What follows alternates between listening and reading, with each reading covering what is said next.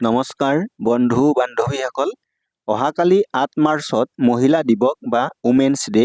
এই মহিলা দিৱসৰ দিনৰ পৰাই মহিলাসকলৰ ভাল খবৰ আহিব, কিয়নো মহিলা দিৱসৰ দিনৰ পৰাই 2 কোটি মহিলাই লাখপতি দিদি বা লাখপতি বাইদেউ হ'বলৈ গৈ আছে। অহাকালি সমগ্ৰ দেশৰ লগতে গুজৰাটৰ নৱছাৰীত মহিলা দিৱসৰ বৃহৎ অনুষ্ঠানৰ আয়োজন কৰিছে। এই অনুষ্ঠানৰ সন্মিলনত প্ৰধানমন্ত্ৰী মোদী ডাঙৰীয়াই মুখ্য অতিথি হিচাপে ভাগ ল'ব। এই মহিলা দিৱসৰ সন্মিলনত প্ৰায় 1 লাখতকৈ অধিক মহিলাই যোগদান কৰিব।